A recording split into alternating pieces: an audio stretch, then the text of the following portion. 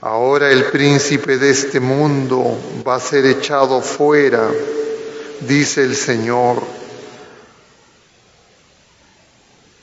Señor, ábrenos el corazón para que aceptemos las palabras de tu Hijo. El Señor esté con ustedes. Lectura del Santo Evangelio según San Lucas.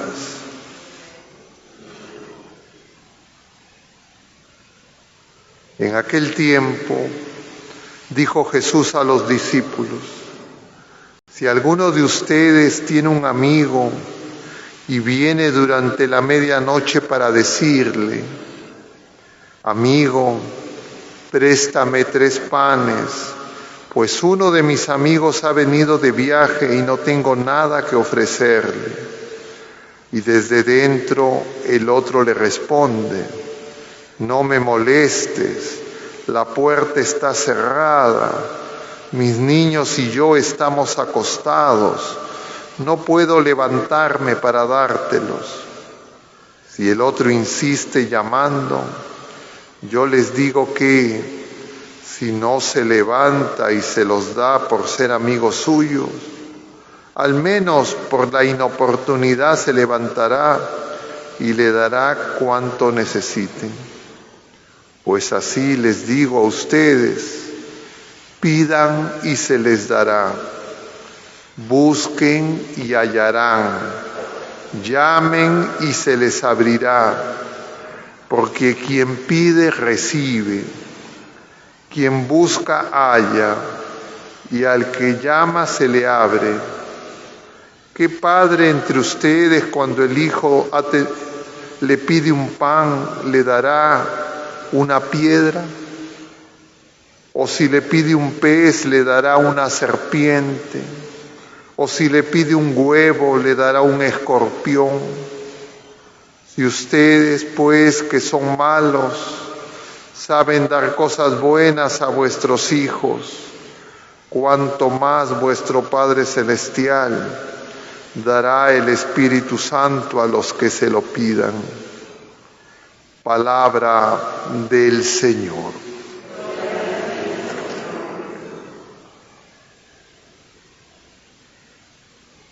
Queridos hermanos, continuamos la lectura del capítulo 11 del Evangelio según San Lucas, que empezamos ayer, y estamos haciendo una lectura continua.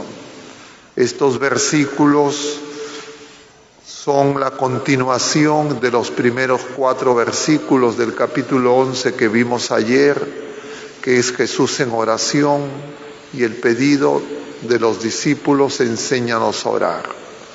Jesús, en respuesta a ese pedido, enseña la oración del Padre Nuestro, y a continuación da esta explicación, esta catequesis que hemos escuchado.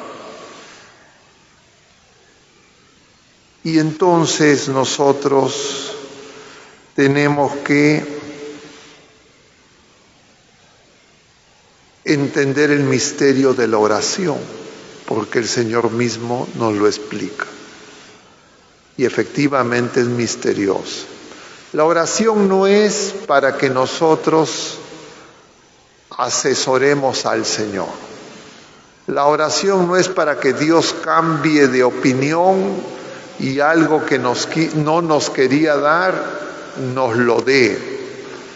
La oración es para que nosotros crezcamos en la fe, y creciendo en la fe crezcamos en la confianza y en el conocimiento de Dios, y sepamos que Dios nuestro Padre nos ama infinitamente, tanto que ha enviado a su Hijo único, y nadie nos puede amar más. Nosotros no podemos amar más que Dios a ninguna criatura humana. Los padres a veces dicen: yo amo a mis hijos, y creen que los pueden amar más que Dios. No es posible, porque el amor de Dios es puro, es perfecto, es infinito. nuestro amor es pequeño. Entonces, cuando uno siente que ama mucho, uno tiene que decir, sí, eso que yo amo es nada en relación a cómo el Señor nos ama. Entonces, en la oración yo tengo que descubrir ese amor y tengo que recibir ese amor. Y la oración va a hacer que aumente mi fe y yo crezca en confianza a Dios, me conozca mejor y aprenda a pedir. Y entonces lo que se trata es que nosotros no sabemos pedir. Y la razón principal es porque nosotros pedimos cosas pequeñas, como golosinas de los niños a los padres. Esa es la mayor parte de nuestra oración. Y el Señor nos da, como los padres también dan sus dulces, sus golosinas a los hijos.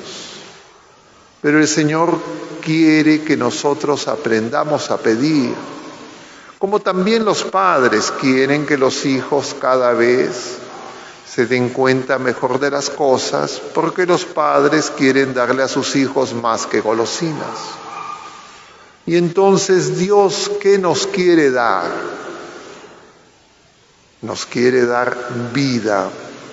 Y la vida es más que la vida presente, es vida eterna.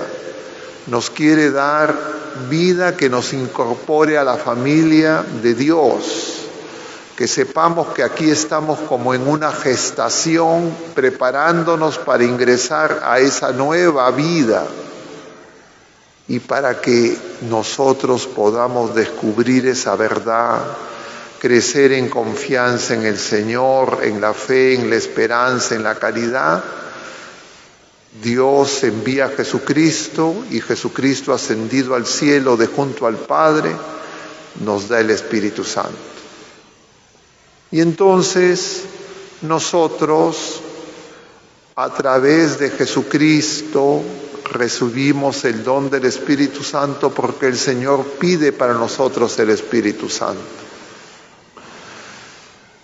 Y cuando nosotros vamos llenándonos del Espíritu Santo, vamos haciéndole espacio al Espíritu Santo, entonces nosotros seremos renovados, transformados y entenderemos que somos hijos de Dios, que nuestro Padre Dios es bueno y que en consecuencia el Señor todo nos lo da gratis. Pero ya decía ayer y en días anteriores, nosotros vivimos en dos regímenes. Uno que es el de nosotros tenemos que resolver los problemas y nosotros tenemos que hacer las cosas. Diríamos el régimen de los asuntos prácticos. Diríamos de los asuntos temporales, donde el Señor nos da dones para que nosotros resolvamos problemas prácticos. Y a algunas personas les da unos dones, a otras personas les da otros dones, y Él quiere que esos dones que todos recibimos los compartamos, para que nos ayudemos mutuamente y no nos sintamos dueños. Pero claro, heridos por el pecado, nosotros muchas veces nos sentimos que somos dueños y en consecuencia esos dones son para nuestro uso particular. Y a veces damos un poquito a alguien más. Pero el Señor quiere que poco a poco comprendamos, como decíamos ayer, que somos hermanos, que tenemos un solo Padre, que es Dios y que es infinitamente bueno.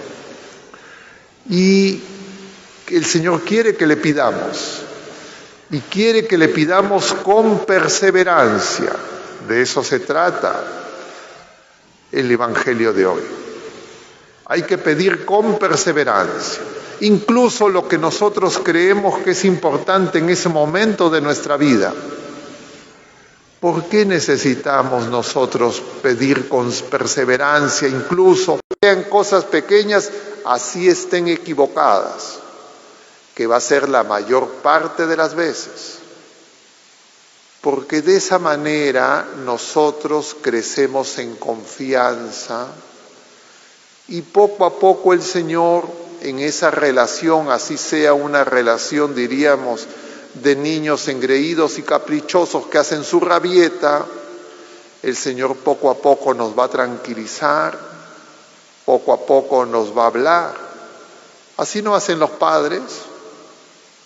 Un niño pequeño, tal vez nosotros tenemos conciencia de que lo hemos hecho alguna vez o lo hemos visto en otros niños pequeños, ustedes lo pueden haber visto en sus hijos, que el niño dice quiero, quiero, quiero y no sale de ese punto. La mamá, el papá le dicen pero mira todavía que más tarde, que después, que no es la hora, el niño sigue quiero, quiero, quiero. ¿Es así o estoy equivocado? Okay. Entonces el papá, la mamá, ven, etcétera, lo tranquiliza, no quieren consolar, ya, etcétera. En algún momento el niño se va calmando. O porque le dan el quiero, quiero, quiero, o cuando no se lo dan, porque el niño ya, como dicen, se resigna, entre comillas. Pero cuando eso ocurre, el Señor nos da el Espíritu Santo. Y el Espíritu Santo nos explica la verdad completa. El Espíritu Santo nos manifiesta, nos da, nos comunica el amor de Dios. El Espíritu Santo nos transforma. Y de esa manera crecemos en la fe. Y poco a poco vamos a pedir mejor. Porque cuando el Señor no nos da algo que nosotros le pedimos, Él nos va a dar otra cosa que va a ser mejor, porque Él sabe mejor que nosotros lo que necesitamos en cada momento y circunstancia de nuestra vida. Hasta que en algún momento uno dice, solo Dios basta. Y entonces ya pedimos el Espíritu Santo. ¿Significa eso que dejé de tener necesidades temporales? ¿Significa que desaparecieron mis problemas pasajeros? ¿Significa que me convertí en un espíritu puro? No, sigo siendo una criatura humana, encarnado, cuerpo, alma y espíritu, pero crezco en confianza, crece mi fe, que era el pedido del domingo, aumentanos la fe. Y claro, para aumentar la fe necesitamos la oración, y la oración es relacionarse con Dios. Puede haber el otro extremo negativo, el que dice, sí, yo ya aprendí que el Espíritu Santo, que Dios es bueno y que Dios me da todo, entonces ya no le pido nada. Eso es peligroso, porque puede hacer que ya no haga oración, puede hacer que me convierta en autosuficiente y presuntuoso, y entonces puedo crecer en la soberbia. El camino de la humildad es darnos cuenta que nosotros no somos autosuficientes, necesitamos recibir todo de Dios, pero poco a poco voy pidiendo más. Cuando yo ya sé que estoy pidiendo lo que corresponde, en el momento final. Porque en el momento final, imagínense ustedes los dos crucificados con Cristo en el Calvario. ¿Qué piden? Uno pide, bájame de la cruz. Bájate y bájame. Nos vamos, bajémonos los dos si eres Dios. El otro pide simplemente, acuérdate de mí. Nosotros cuando venimos a misa, no sé si se han dado cuenta, pero le pedimos al Señor que se acuerde de nosotros. ¿Se han dado cuenta? ¿O no se han dado cuenta? Porque nosotros nos vemos como uno de esos que está al costado del Señor. Claro, no todos nosotros estamos viviendo la cruz como Cristo, pero sí hay hermanos nuestros. Y la misa no es singular. Así tenga una sola intención que se pide en la misa no es de esa persona, La misa es del Señor y para todos, porque el Señor no tiene mis hijos y otros que no son mis hijos, todos somos hijos de Dios.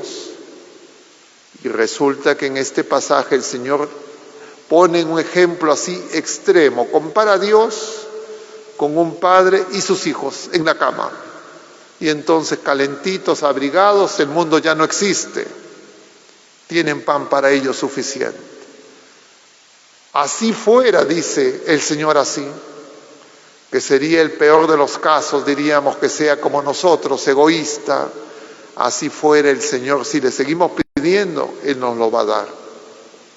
Y no nos va a dar una piedra, no nos va a dar un escorpión, nos va a dar el Espíritu Santo. Y el Espíritu Santo va a ser la obra de santificación. Y entonces nosotros empezaremos a amar como el Señor ama. Y entonces nosotros podremos hacer que nuestra vida dé frutos de amor. Entonces la secuencia es: primero el Señor me da, yo recibo, me transformo, se abre mi corazón y yo comparto.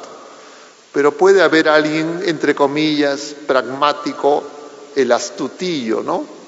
Que dice, ya, entonces yo tengo que dar, entonces quiero cambiar el orden, entonces yo doy, empiezo a hacer obras, entonces va a venir el Espíritu Santo. No, va a venir Satanás y nos va a llenar de soberbia y nos va a hacer creer que somos mejores.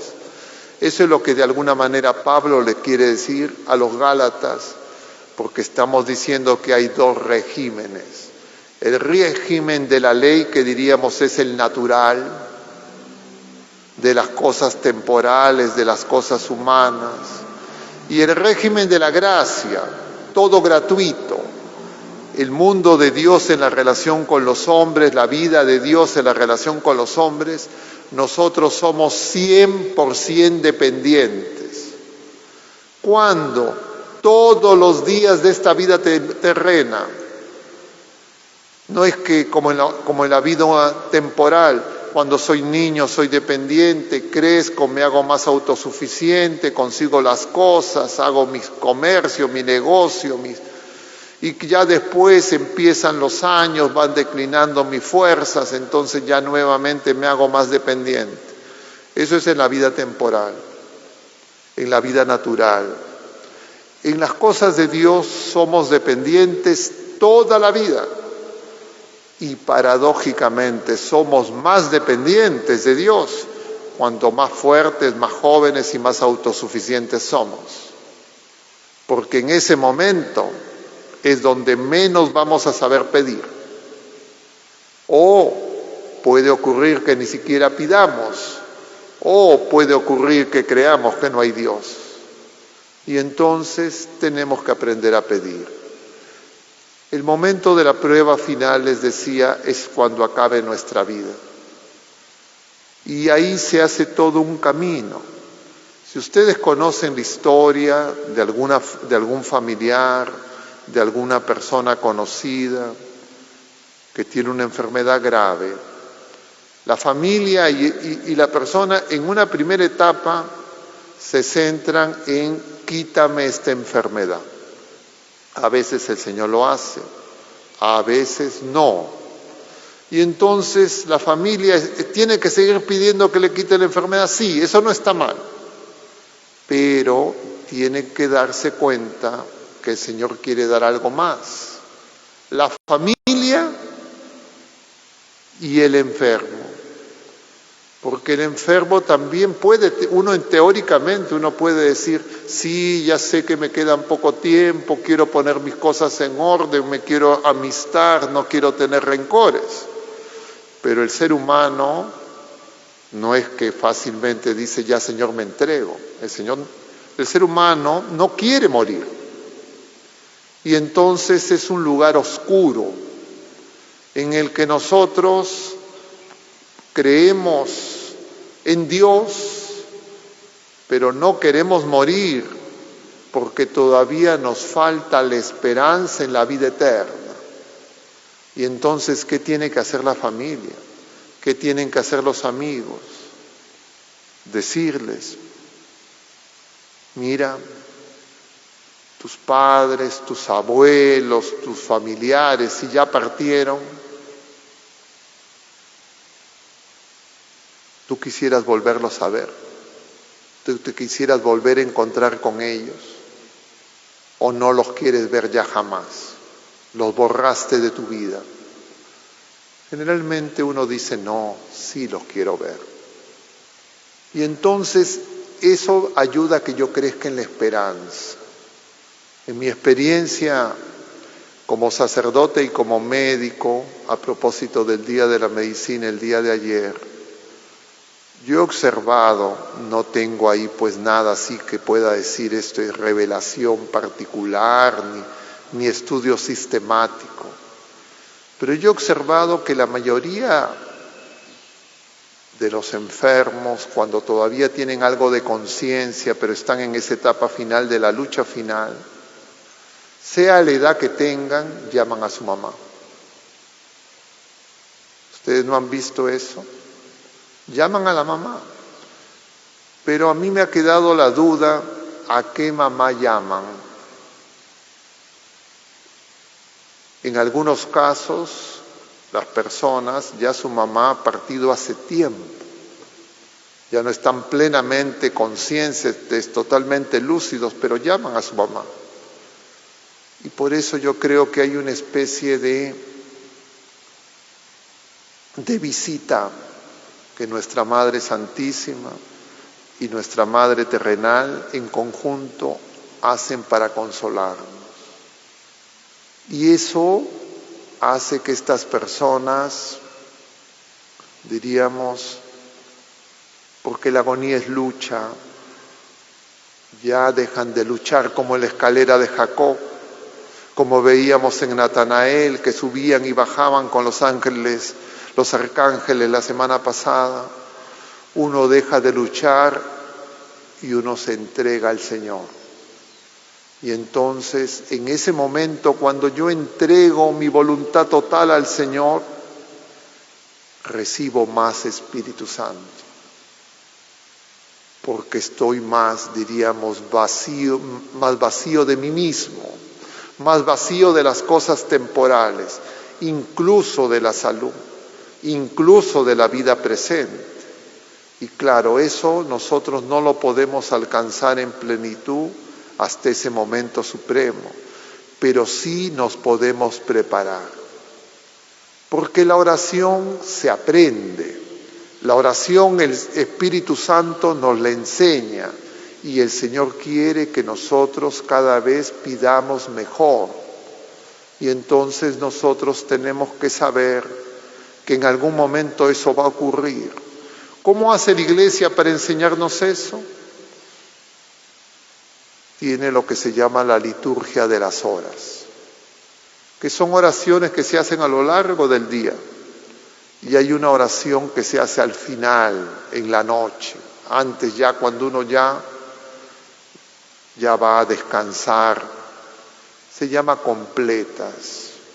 Y en esa oración se hace ese cántico de Simeón, ese himno de Simeón que todos conocemos, del anciano Simeón que le dice a María y a José cuando van llevando al niño al templo en la presentación: y ahora, Señor, según tu promesa, puedes dejar a tu siervo irse en paz, porque mis ojos han visto a tu Salvador. Y nosotros, cuando vivimos los sacramentos, el Señor viene y tenemos que hacer esa oración. Entonces, ustedes, cualquiera que conozcan, si tuviera familiares, amigos que estén en esas circunstancias, que ellos ya saben, y ustedes también ya saben, además de todas las otras oraciones que se pueden hacer con ellos, enséñenles esta oración si no la conocen.